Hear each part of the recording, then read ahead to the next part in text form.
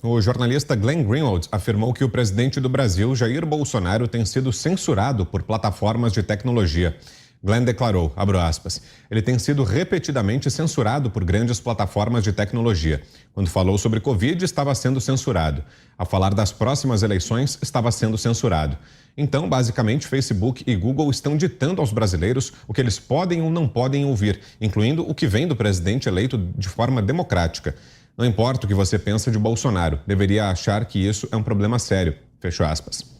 O jornalista disse ainda que a dinâmica que acontece com o chefe do executivo brasileiro é muito semelhante ao que aconteceu nos Estados Unidos, quando todas as Big Techs se uniram contra Donald Trump. Glenn Greenwald falou sobre a perseguição a Bolsonaro durante uma entrevista ao programa de Tucker Carlson, da Fox News. Abra esse giro com você, Ana. Temos 1 minuto e meio.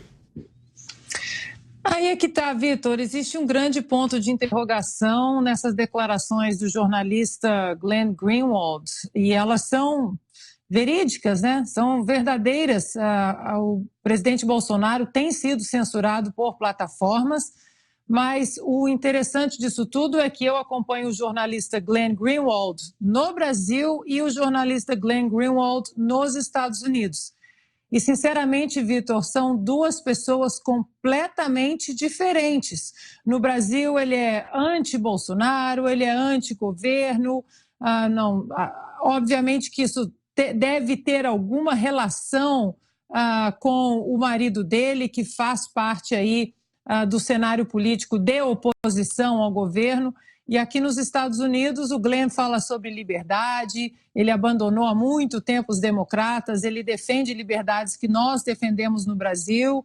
Então, resta saber se essa entrevista do Glenn, se ele falaria a mesma coisa que ele fala de maneira assídua aqui no Tucker Carlson, que recentemente esteve no Brasil entrevistando o presidente Bolsonaro, se ele falaria as mesmas coisas e defenderia as mesmas liberdades que ele defende aqui nos Estados Unidos, no Brasil. Fica aí o questionamento. Você, Cris, 1 minuto e meio. Era exatamente isso que eu estava lembrando, né? Como é que pode uma pessoa ter tanta sensatez ao comentar a mesma notícia num país e tanta insensatez em outro país? Mas ok, vamos pegar a parte da sensatez. Ele está não só correto, como ele está acrescentando ainda mais para os americanos conservadores, que são aqueles que assistem à Fox News e assistem ao programa do Tucker Carlson, acrescentando informações àquelas que o próprio Tucker Carlson trouxe recentemente para essa audiência ao vir ao Brasil entrevistar o presidente Bolsonaro. E eu vou lembrar uma pergunta que ele fez ao presidente Bolsonaro: por que não existe uma Fox News no Brasil? E o presidente disse: olha, a CNN já está aqui. Então, não estejamos desatentos aí se eventualmente houver interesse de mais redes conservadoras se estabelecerem no Brasil, porque há sim uma carência de notícias, de informações trazidas para esse público que não acredita mais na imprensa de um modo geral, e não acredita porque a gente viu no que se transformou a chamada outrora grande imprensa, né? Atual consórcio, como bem define o Fiuza, aliás, como bem se definiram eles próprios, né? Os veículos de comunicação que se aliaram, antigamente eram concorrentes, como é comum em todo o setor, as empresas que atuam na mesma área concorrem entre si, atualmente andam todas juntas de braços dados, publicando manchetes iguais, inclusive textos iguais, e sempre atuando exatamente como vem atuando esse grupo LEAD aí, o grupo Lehman, ao levar a tal da Brasil Conference para o exterior. Então, são todos partidos de oposição iguaizinhos ao nosso STF também. Fiuza, 1 minuto e meio. Olha, é o que nós estamos falando aqui anteriormente, né?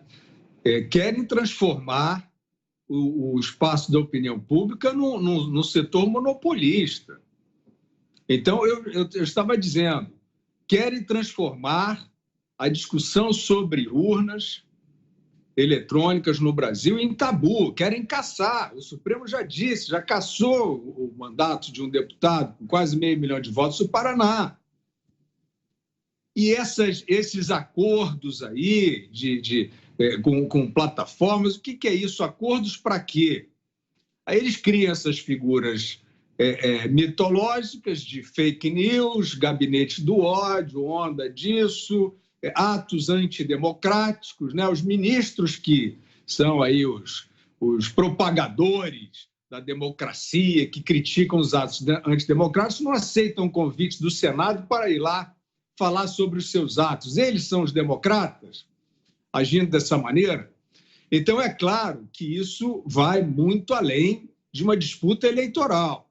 Nós estamos diante de uma situação de ação obscurantista, reacionária. A discussão sobre saúde foi proibida dessa maneira, no grito, na mão grande, na base da brutalidade. Isso aí tudo é brutalidade, né? São esses big aí, big tech, big pharma, que decidiram, bloquearam, impediram médicos de discutir tratamento, impedem a discussão sobre eficácia e segurança de vacinas. Isso é uma vergonha. Isso é uma vergonha para a classe médica, isso é uma vergonha para a comunidade científica, isso é uma vergonha para o jornalismo. São interdições gravíssimas, nunca se viu nada tão brutal contra, não vou nem mais falar a liberdade, contra a dignidade. E é claro que, no aspecto eleitoral, estão fantasiados aí, daqueles que, não, nós estamos defendendo aqui o bem, que é o progressista, que é conversa fiada, conversa fiada. Se tem integrantes da máxima corte judiciária, no caso brasileiro, participando de eventos partidários, a gente não está discutindo conservador, liberal, progressista, nada disso, a gente está discutindo democracia. A gente está discutindo servidores que não estão agindo com equilíbrio. Isso é muito grave, isso é muito sério. E aqueles que estão clamando por liberdade, liberdade de escolha médica, liberdade de expressão, liberdade de voto, liberdade de apostar num governo que tem aí tido êxito em relação aos indicadores macroeconômicos, a redução do Estado. Qual é o problema? Não tem nada a ver com ideologia isso. Querem barrar, querem criar um poder particular na base da mordaça. Então, o Glenn Greenwald, realmente fazendo a ressalva de que ele é meio lastimável, que você tem aqui, né, dizer, o Glenn está dizendo. Não é o Glenn que está dizendo, está todo mundo vendo. Você que está vendo aqui os filmes está vendo isso, não está? Então, está todo mundo vendo, está na cara de todo mundo. Esse cabresto aí, você não pode discutir as coisas.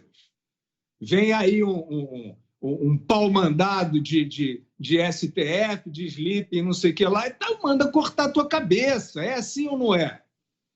Aí alega um negócio, ideologia, não sei o quê. O Glenn Greenwald realmente foi aquele que tentou desacreditar a Operação Lava Jato, que participou de uma operação, enfim, a gente tem que registrar aqui que foi uma operação patética. Não é a pessoa de quem a gente depende para fazer essa crítica. Essa crítica você tem que fazer, todos têm que fazer. Isso aí é a última fronteira da sua dignidade. Eu não estou nem mais falando de liberdade. A eleição norte-americana, como a Ana Paula já explicou exaustivamente aqui, foi um escândalo a eleição norte-americana. Foi um abuso, foi uma lambança. Já temos documentários mostrando a torrente de irregularidades que não foram devidamente aferidas. E são esses mesmos que estão por trás. São esses ricos, esses bilionários lá da Agenda 2030 que estão lá. Eles não querem mais a democracia. Eles não querem, eles só querem o clube. É o clube onde eles decidem quem é que vai. Está lá o Joe Biden, que não sabe botar uma medalha, que cumprimenta fantasma, que faz propaganda enganosa de vacina, que serve ao lobby. Então é isso, é um grupo de ricos e bilionários, Klaus Schwab, Bill Gates, etc. Esses personagens estão mandando em todos os instrumentos que antigamente serviam à democracia e é claro que, no caso da eleição brasileira, vão tentar a mesmíssima coisa. Roberto Mota, para fecharmos, vou repetir o tempo, Mota, 1 minuto e meio. Olha, eu fico feliz de saber que eu não sou o único que não entende o fenômeno do Glenn, né? Eu tenho vários tweets aí discutindo com ele, posições dele, as aventuras dele no The Intercept. De repente, ele começou a assumir posições diferentes. Em maio de 2021, ele publicou um artigo na Fox News falando da teoria do vazamento do vírus do laboratório de Wuhan. depois ele falou sobre um pagamento que o Hunter Biden recebia de $2 milhões para recuperar ativos da Líbia, depois ele falou sobre o laptop do Hunter Biden, ou seja, ele começou a dizer a verdade, a contrariar a narrativa da grande mídia. E aí eu fiquei sem entender nada e eu fico feliz em saber que eu estou em boa companhia nessa confusão.